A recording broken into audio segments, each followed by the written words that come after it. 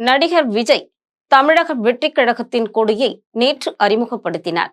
அதில் சிவப்பு நிறங்கள் மத்தியில் மஞ்சள் நிறமும், நடுவில் வெற்றி மலராக சங்க இலக்கியங்களில் கருதப்பட்ட வாகை மலர் மற்றும் இருபுறமும் பலம் பொருந்திய யானைகள் இருப்பது போல் வடிவமைக்கப்பட்டு இருந்தது. அறிமுக பாடலும் பட்டையை கிளப்பியது.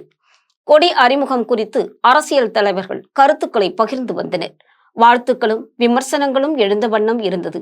இந்த சூழலில் புது பிரச்சனை ஒன்றும் தமிழக வெற்றிக் கழக கொடிக்கு எழுந்துள்ளது. இது குறித்து ஜெம் தொலைக்காட்சி வழங்கும் சிறப்பு செய்தி. நடிகர் விஜய் இன்று அறிமுகப்படுத்திய தமிழக வெற்றிக் கழகத்தின் கொடியில் யானை சின்னம் இடம்பெற்றுள்ளதற்கு எதிர்ப்பு எழுந்துள்ளதாக கூறப்படுகிறது. தேசிய கட்சியான பகுஜன் சமாஜ் கட்சியின் சின்னம் யானை. ஆகையால் விஜய் கட்சியில் யானை சின்னம் இடம்பெறக்கூடாது, நீக்க வேண்டும் என்பதை வலியுறுத்தி தமிழ்நாடு பகுஜன் சமாஜ் கட்சி சார்பில் தேர்தல் ஆணையத்திடம் புகார் மனு கொடுப்போம் என தெரிவிக்கப்பட்டுள்ளதாகவும் தகவல்கள் தெரிவிக்கின்றன. தமிழக வெற்றி கழகத்துடைய தலைவர் அதனுடைய கட்சியின் கொடியை இன்று அறிமுகப்படுத்தியுள்ளார். அதாவது 1968ஆம் ஆண்டு சிம்பிள்ஸ் அலாட்மெண்ட் ஆக்ட் அதன் பிரகாரம், அதாவது யானை சின்னத்தை அசாம், சிக்கிம் தவிர வேறு எந்த மாநிலத்திலும் எந்த அரசியல் கட்சிகளும், அங்கீகரிக்கப்பட்ட அரசியல் கட்சிகள், அங்கீகரிக்கப்படாத அரசியல் கட்சிகள், மாநில கட்சிகள் மற்றும் தேசிய கட்சிகள் யாரும் யானை சின்னத்தை எந்த வடிவத்திலும் பயன்படுத்தக்கூடாது என்று தேர்தல் கமிஷனுடைய உத்தரவு உள்ளது. இந்த கட்சியினுடைய கொடியை வடிவமைக்கும் போது இது சம்பந்தமாக இந்த சட்டம் அவர்களுக்கு கவனத்திற்கு வந்திருக்காது என்பது தெரிய வருவதனால் நேரடியாக அவருடைய மேனேஜர் வெங்கட் என்பவரை தொடர்பு கொண்டும் இது சம்பந்தமாக அந்த சட்ட விளக்கங்களையும் அதற்கான ஆவணங்களையும் அந்த சட்டத்துடைய நகல்களையும் அனுப்பியுள்ளோம். அவர்கள் இது சம்பந்தமாக பரிசீலித்து முடிவெடுப்பதாக சொல்லியிருக்கின்றார்கள். அதன் அடிப்படையிலே அவர்கள் ஒரு நல்ல முடிவை எடுப்பார்கள் என்று நாங்கள் நம்புகின்றோம்.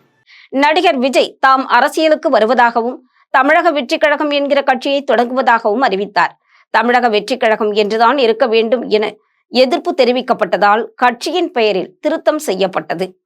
அதனைத் தொடர்ந்து அத்துடன் ஆங்கிலத்தில் TVK என நடிகர் விஜய் கட்சி அழைக்கப்படுகிறது. ஆனால் பன்ருட்டி வேல்முருகன் MLA தலைமையிலான தமிழக வாழ்வுரிமை கட்சி TVK என அடையாளப்படுத்தப்பட்டு பல ஆண்டுகளாகிவிட்டது. இதனால் ஆங்கிலத்தில் விஜய் கட்சியை TVK என அழைக்கவும் எதிர்ப்பு எழுந்தது. இந்த நிலையில் இன்று நடிகர் விஜய் தமது கட்சியின் கொடியை அறிமுகப்படுத்தினார். இந்த கொடியில் 2 யானைகள், வாகை மலர் ஆகியவை இடம்பெற்றுள்ளன. விஜய் கட்சி கொடியின் யானைகள் தொடர்பாக பல்வேறு விமர்சனங்கள், மீம்ஸ்கள் வலம் வருகின்றன. ஃபெவிகால் விளம்பரத்தை திருப்பி போட்டுள்ளார், கேரள மாநில அரசின் லோகோவை காப்பியடித்துள்ளார், ஸ்பெயின் நாட்டு தேசிய கொடியில் மாற்றம் செய்துள்ளார் என ஏகப்பட்ட விமர்சனங்களும் மீம்ஸ்களும் சமூக வலைதளங்களில் குவிந்து கிடக்கின்றன. தற்பொழுது விஜய் கட்சி கொடியின் நடுவில் இடம்பெற்றுள்ள யானைக்கு பகுஜன் சமாஜ் கட்சியும் எதிர்ப்பு தெரிவித்திருக்கிறது.